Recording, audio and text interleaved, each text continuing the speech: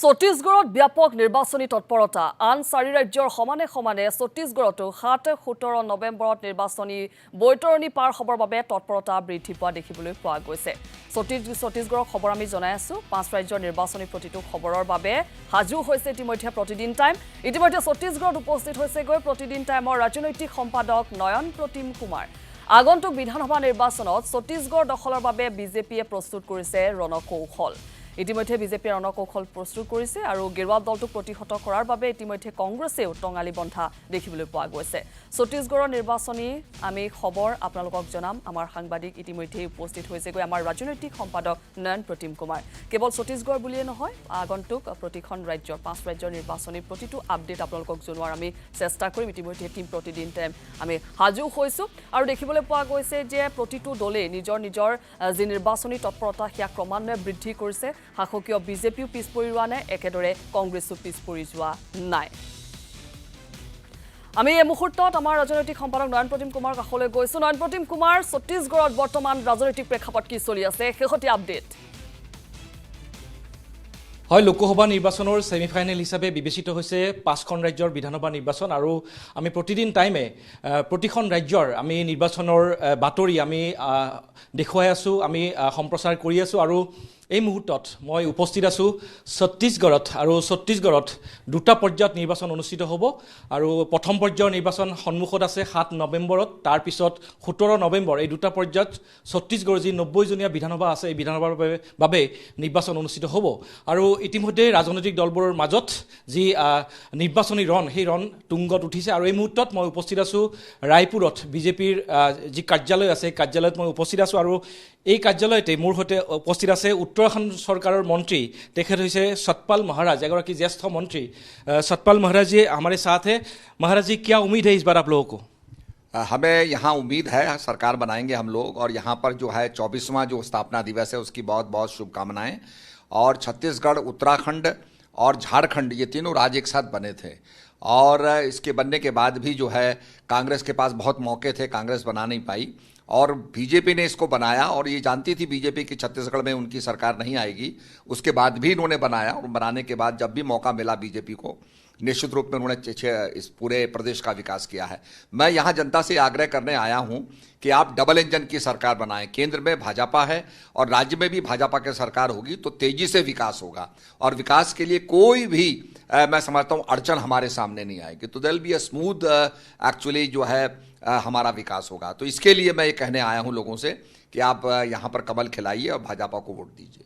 तो इस बार कितने सीटों का उम्मीद है आप लोग का? लास्ट ईयर 2018 में जब इलेक्शन हुआ था ओनली 15 सीट्स, इस बार कितना उम्मीद? इसके लिए आकलन करेंगे। मैं तो कल ही आया हूं क्योंकि कल यहाँ पर मेरी मीटिंग्स थी तो मीटिंग्स को मैंने किया है, पर जो हमारे विशेषज्ञ हैं वो इसका आकलन करेंगे और निश्चित रूप में हमारी सरकार यहाँ बनेगी। आपको क्या लगता है कि यहाँ विकास नहीं हुआ है? अभी यहाँ पर घोटाले बहुत हुए हैं, विकास से ज्यादा घोटाले हुए हैं। यहाँ पर आपका शराब घोटाला जो है 2000 करोड़ का हुआ है, कोयला घोटाला जो है 500 करोड़ का हुआ है, गोठान घोटाला जिसमें गैयों का बाड़ा बनाया जाता है वो 1300 करोड़ का घोटाला हुआ है। पब्लिक डिस्ट्रीब्यूशन सर्विसेज जो हैं जिसमें फूड एंड सिविल सप्लाई आता है 600 करोड़ का घोटाला हुआ है। प्रधानमंत्री गरीब कल्याण अन्न योजना में भ्रष्टाचार हुआ है और इसके साथ साथ रेत माफियाओं का यहाँ बहुत बोलबाला रहा, उनको बहुत बढ़ावा दिया गया है। ट्रांसफर पोस्टिंग में बहुत बड़ा घोटाला हुआ है।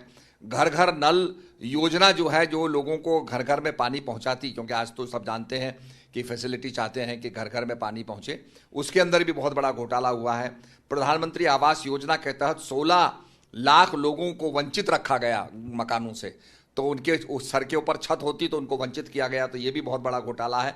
और सबसे बड़ी बात यह है कि यहाँ धर्मांतरण बहुत तेजी से हो रहा है। कांग्रेस धर्मांतरण को बढ़ावा देती है, कोई भी सख्त कानून नहीं आया है। हमने अपने उत्तराखंड के अंदर सख्त कानून बनाया है और उसका फायदा हम लोगों को मिल रहा है। लेकिन कांग्रेस का मानना है कि उन लोगों ने छत्तीसगढ़ मॉडल स्थापित किया है। आपको नहीं लगता है कि छत्तीसगढ़ मॉडल लागू है इधर? नहीं, जो यहाँ पर जो लागू जो है किया है वो उन्होंने क्या लागू किया है? छत्तीसगढ़ मॉडल जो विकास हुआ है उन लोगों का बोलना है कांग्रेस का। नहीं, विकास के साथ साथ मैं आपसे बताऊं, जैसे हमारे उत्तराखंड के अंदर रेल पहाड़ पर जा रही है तो उसकी 16,000 करोड़ की योजना जो है केंद्र सरकार ने सपोर्ट की है और हमारे प्रधानमंत्री जी ने कहा है कि आने वाला दशक उत्तराखंड का दशक होगा। और आप अगर कंपेयर करें छत्तीसगढ़, झारखंड और उत्तराखंड को कंपेयर करें तो उत्तराखंड के अंदर लोगों की इनकम बढ़ी है, बल्कि आज के पेपर में भी लिखा हुआ है कि उत्तराखंड बेहतर है, आम आदमी की इनकम बढ़ाने में तेजी से विकास हुआ है। यहां इतने ज्यादा घोटाले हुए हैं कि जो फायदे केंद्र सरकार के फायदे थे वो आम जनमानस तक नहीं पहुंचे। लेकिन सर जितना सारे ओपिनियंस पोल आ रहा है उसमें तो कांग्रेस आगे है, बीजेपी बैकफुट में है अभी। अब आप जानते हैं कि मनी मैनेजमेंट होता है, पर इसके साथ साथ मैं ये कहूंगा कि जो अब पोल आएंगे आप देखेंगे उसमें भाजपा को बढ़त मिलेगी। कितने सीटें उम्मीद है आप लोग का फर्स्ट फेज में आउट ऑफ 20? जी, ये मैं कहना चाहूंगा कि भाई इसमें तो विशेषज्ञ जो करेंगे, क्योंकि मैं तो कल ही यहाँ आया हूँ, तो अभी जब तक जनसंपर्क मैं करूंगा, लोगों से फीडबैक लूंगा, उसके बाद ही बता पाऊंगा। बीजेपी ने एमपीज को इस बार चुनावी मैदान में उतरा है, क्या उन लोगों को ऐसा कुछ लीडर नहीं मिले यहाँ कि उन लोगों को एमपीज का काम किया होता है और निश्चित रूप में वो लोग तपे हैं, पके हैं, अनुभवी लोग हैं, ऐसे उतारने से ये तो पार्टी की स्ट्रैटेजी होती है, आपको पता है। तो ये स्ट्रैटेजी है, जिस स्ट्रैटेजी के तहत जो है हमारे पार्टी ने एमपीज को उतारा है ताकि अच्छी तरह से काम कर सके। उनका जनमानस का पूरा आधार होता है और कार्यकर्ता उनसे जुड़ा होता है। लेकिन ऐसा भी माना जा रहा है कि इसमें लीडरशिप का क्राइसिस है, क्योंकि डॉक्टर रमन सिंह के बाद कोई सेकंड लाइन ऑफ डिफेंस नहीं होता। ऐसी कोई क्राइसिस बीजेपी में नहीं है। आप जानते हैं कि एक चाय वाला प्रधानमंत्री बन सकता है तो सामान्य कार्यकर्ता बड़े शिखर तक पहुंच सकता है। बीजेपी में कोई भी क्राइसिस नहीं है। लेकिन बीजेपी तो यहाँ उत्तराखंडर निर्वाचনী প্ৰেক্ষাপট বৰ্তমান কি চলি আছে, বিজেপিয়ে কেনে ধৰণে প্ৰচাৰ চলাইছে, এগৰাকী বিজেপি নেতাৰ এয়া আমি সাক্ষাৎকাৰ গ্ৰহণ কৰিলোঁ আমাৰ ৰাজনৈতিক সম্পাদক নয়ন প্ৰতীম কুমাৰ জৰিয়তে। আৰু আমি কৈছিলোঁ যে ছত্তীশগড়ৰ খবৰ আমি পৰৱৰ্তী সময়ত ছত্তীশগড়ৰ খবৰো জনাম। ছত্তীশগড় পুনৰ কংগ্ৰেছে নিজৰ শাসনলৈ আনিবলৈ সক্ষম হয় নে নহয় সেয়া লক্ষণীয় হ'ব, কিন্তু কংগ্ৰেছ হওক বিজেপি হওক সকলোৱে নিজৰ নিজৰ কিন্তু নিৰ্বাচনী তৎপৰতা ক্ৰমান্বয়ে বৃদ্ধি কৰিছে।